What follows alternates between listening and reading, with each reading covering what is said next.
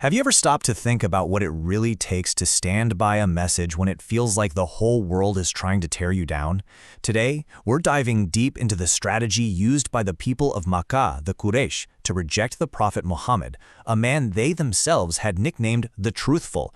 This isn't just a history lesson, it's basically a masterclass in the psychology of rejection and the incredible resilience of truth. And that's the central puzzle, isn't it? Before his prophethood, Muhammad was famous for his character. They called him al-Amin, the trustworthy one, and as-Sadiq, the truthful one. His integrity was rock solid. So when he came with the divine message, his opponents had a real problem. They couldn't just attack his character. Everyone knew who he was. So they had to build a completely new case against him, and they started with the most basic thing of all, his very nature as a human being. So their first move? It wasn't to debate the message, it was to disqualify the messenger. They basically engineered this impossibly high and, let's be honest, totally illogical standard for what a prophet should be. The whole point was to shut down the conversation before it could even get started. Their first major objection boiled down to this one simple yet profound question. A man? A human? They argued that if God was really going to send a messenger, it would be an angel, something supernatural, not someone who looked and ate and lived just like they did. And let's be really clear here. This was not some sincere theological debate. This was a disqualification tactic right from the get-go. By demanding an angel, they created a standard he could obviously never meet, which gave them the perfect excuse to just ignore the message completely. What's so fascinating here is just how ordinary and, mundane their objections were.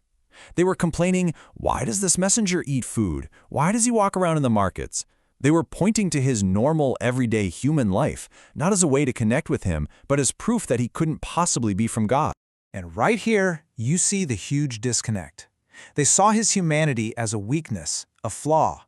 But the divine wisdom in it was that a messenger had to be human. Think about it. How could we ever follow the example of an angel who doesn't get hungry, or tired, or feel sadness? A human messenger gives us a practical, lived-in roadmap for how to navigate our own lives with divine guidance. So when the whole "he's too human" argument started to fall flat, they pivoted. They switched to elitism. They basically said, okay, fine, if it has to be a human, why isn't he a powerful chief? They wanted someone like al-Walid ibn al-Mughira from Mecca, or Urwa ibn Masud from Taif. They wanted a prophet who fit their worldly idea of power and influence. So, when all their supposedly logical arguments turned out to be weak and self-serving, they fell back on the oldest trick in the book: ad hominem attacks. You know the drill. If you can't beat the message, you slander the messenger. So they started calling the man they once praised as the truthful a poet, a soothsayer, a madman. It was a full-on character assassination campaign. But the divine response here is just an incredible lesson in emotional resilience. It doesn't just deny the insults, it actually redirects the prophet's focus, teaching him and us that your real dignity comes from the grace of your Lord, not from the flaky approval of society. But as the personal attacks failed to stop the message from spreading, the Quraish shifted their focus again. They started to realize the power wasn't just in the man, but in the words he was speaking. So their next target became the Quran itself. Exactly. They had to discredit the source of his message. The Quran's unique power, its sheer eloquence, was winning people over. They couldn't just ignore its impact, so they had to cook up a story about where it was really coming from. And the story they came up with was a full-blown conspiracy theory. They claimed that Muhammad wasn't getting revelation from God at all, but that he was being secretly taught by a non-Arab tradesman, a foreigner who could barely speak proper Arabic. And this is where their whole argument just becomes completely absurd. The Quraysh were the undisputed masters of the Arabic language. Poetry was their highest art form.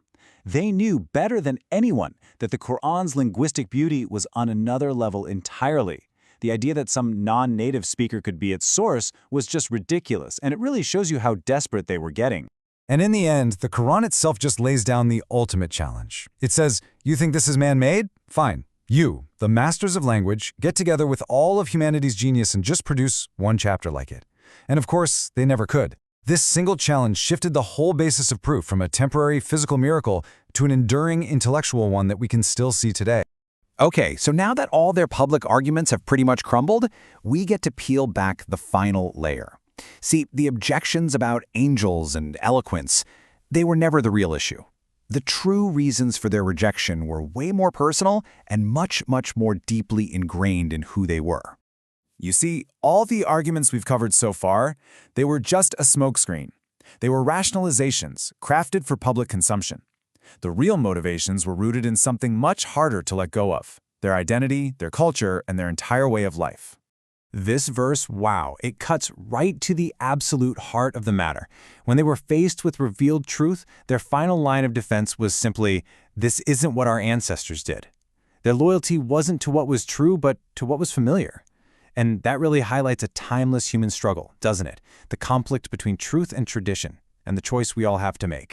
And this intense attachment to tradition was welded to the most powerful human motivators you can think of: tribal pride, the fear of losing power, and the instinct to protect their own social and economic status. Now, what's so powerful about this is how it just lays bare all the worldly fears behind their spiritual rejection.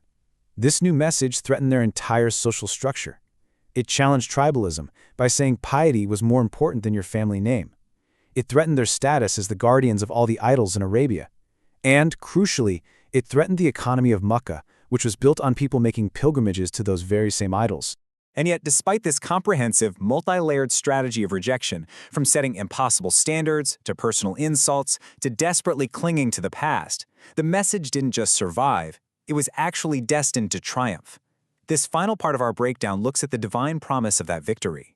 This is the promise that anchored the prophet and his followers through years and years of intense persecution.